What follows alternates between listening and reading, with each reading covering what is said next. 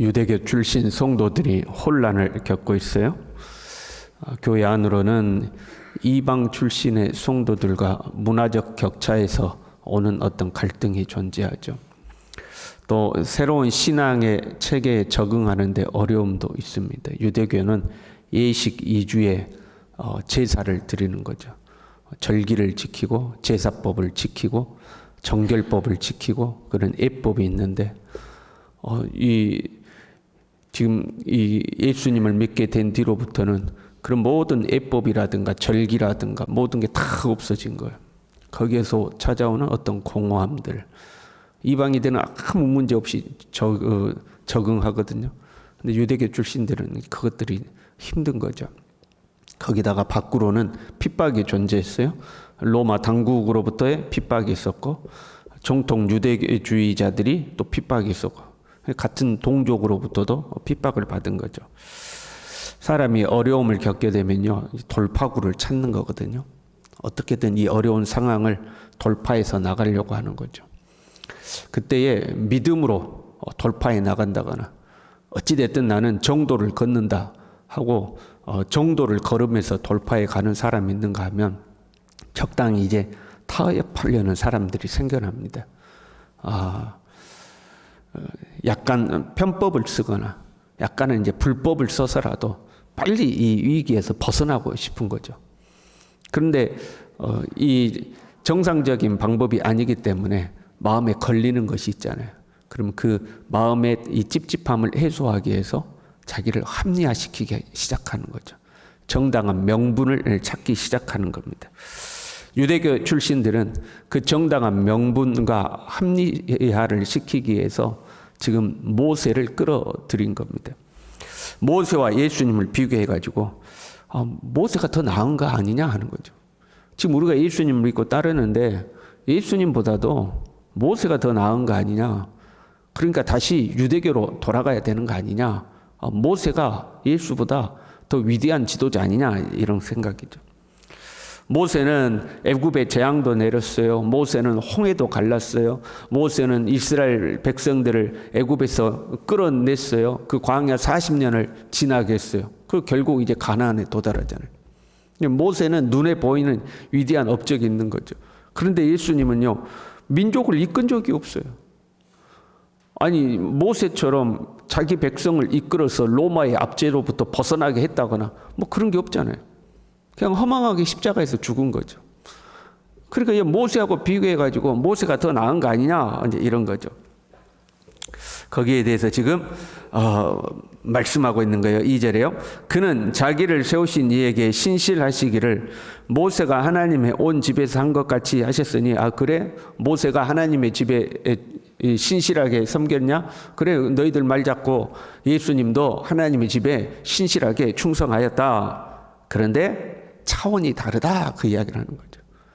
보기에 모세도 하나님의 집을 섬긴 것 같고 예수님도 하나님의 집에 충성한 것 같은데 차원이 다르다. 모세는 하나님의 집의 구성원이었다. 그러나 예수님은 그 집을 지으신 분이시다. 그게 어떻게 같겠냐 하는 거죠. 모세가 이스라엘 백성들을 이끌어 가나안으로 인도하는 사역을 보세요. 하나님의 집에서 섬긴 것이다 그렇게 표현하고 있어요. 좁은 의미로 하나님의 집이란 구약에는 성막을 의미하는 거죠. 그리고 신약으로 오면 교회가 곧 하나님의 집이죠. 그래서 내 집은 만민이 기도하는 집이라 교회를 성전을 내 집은 집이라고 표현하고 있는 거죠. 그리고 그 하나님의 집이란 하나님의 백성과 함께 하신다는 상징이죠. 하나님이 우리 가운데 집을 짓고 함께 계셔. 그게 이제 성전인 거거든요. 그래서 하나님이 함께 하신다는 상징으로서의 성전, 그것이 좁은 의미로는 하나님의 집이죠. 그런데 넓은 의미로 보면 하나님을 믿는 모든 성도들과 함께 하나님 함께 계시죠. 우리 중에 하나님이 함께 하신 줄로 믿습니다. 그러니까 하나님이 계시는 그곳이 하나님의 집이라는 거예요. 모세는 하나님의 백성들을 하나님의 뜻대로 이끄는 사역을 했잖아요. 그런데 그 하나님의 백성들 중에 하나님이 함께 하셨기 때문에 지금 본문의 말씀은 하나님의 집에 신실했다 그렇게 이야기하고 있는 거죠. 좁은 의미의 어떤 성막, 공간적 의미의 어떤 성막에 충성했다 그런 의미가 아니고 하나님이 함께 하시는 하나님의 백성, 하나님이 함께 하시니까 그게 하나님의 집이잖아요.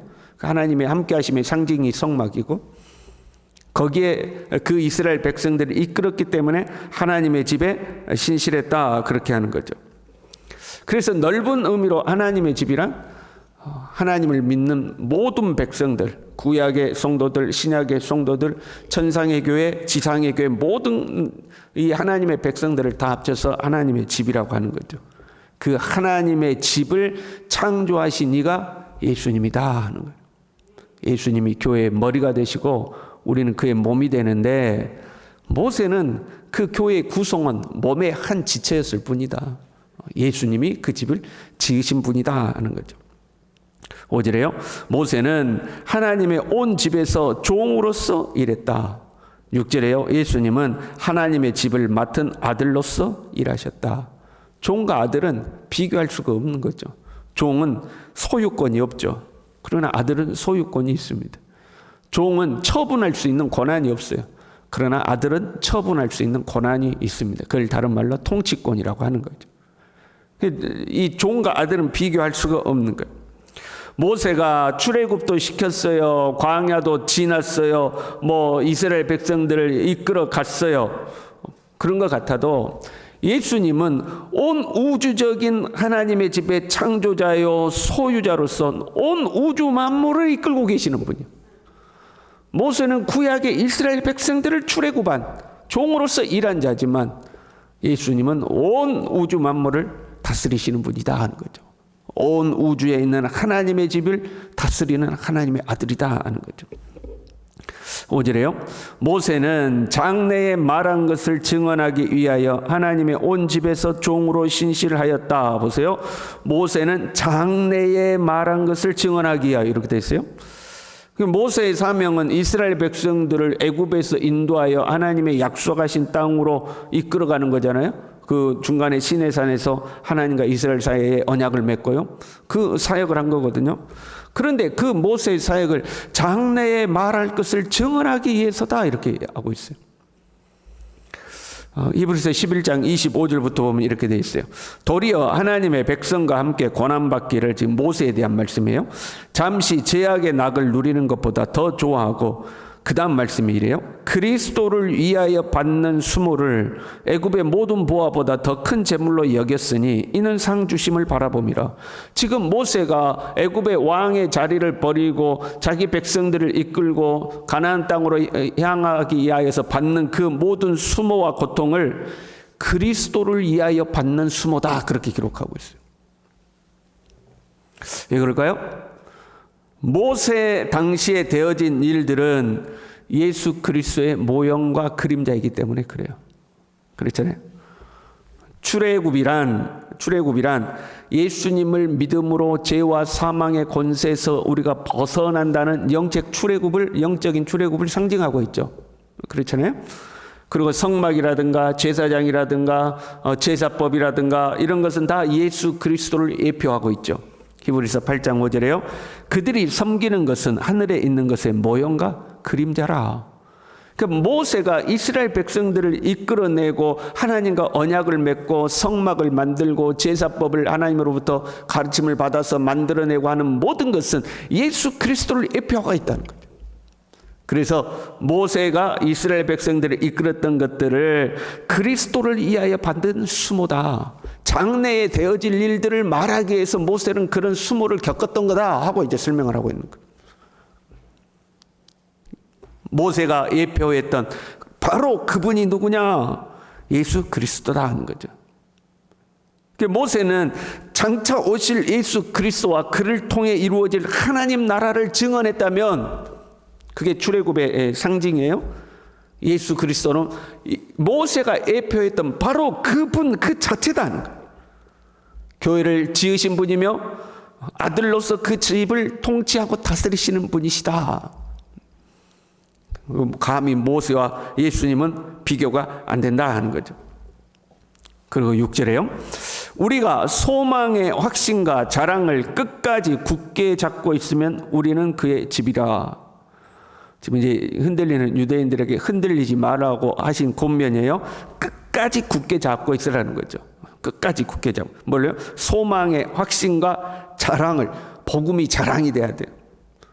지금 유대교 출신의 성도들이 이거 모수가 또 나은 거 아니야? 이거 복음 이거 좀 별거 아닌 거 아니야? 이렇게 생각하고 있잖아요. 그게 아니라는 거예요. 우리의 소망이고 우리의 자랑이라는 거예요. 이 자랑을 끝까지 굳게 잡고 있으면 그 다음 말씀이 우리는 그의 집이라 그런 거예요. 그러니까 우리가 예수님을 믿으면 우리도 예수 그리스도의 집이라는 거예요.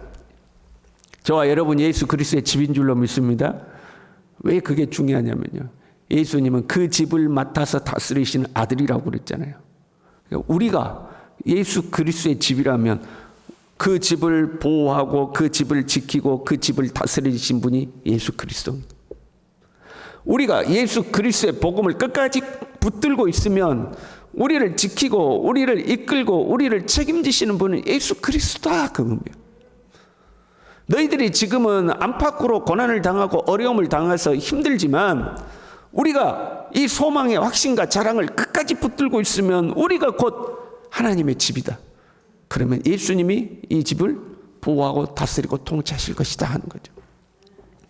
신앙의 삶을 살다 보면요, 때로 우리의 생각대로 안 될 때가 있잖아요. 우리의 기대대로 안 될 때도 있고, 나는 하나님이 나를 이렇게 이끌어 줄 것 같았는데 그렇게 안 될 때도 있잖아요. 여러분 그때도 흔들리지 않는 우리가 되기를 바랍니다. 지금 유대교 출신 성도들은 처음에 예수님 믿을 땐 좋았거든요. 막 기쁨이 있었거든요. 근데 시간이 지나면서 힘든 거거든요. 시간이 지나면서. 그런데 흔들리지 말라는 거죠. 이 소망의 확신과 자랑을 너희들이 끝까지 붙들고 있어라. 그럼 너희가 곧 하나님의 집이다. 너희를 주님이 통치하고 다스리실 것이다. 우리도 이 주님의 은혜 속에 살아갈 수 있길 바랍니다. 기도하겠습니다. 하나님 아버지, 우리가 살아가는 동안 때때로 내 뜻대로 되지 않을 때도 있고 내 기대대로 되지 않을 때도 있고 때로는 고민도 찾아오고 번민이 찾아올 때도 있습니다.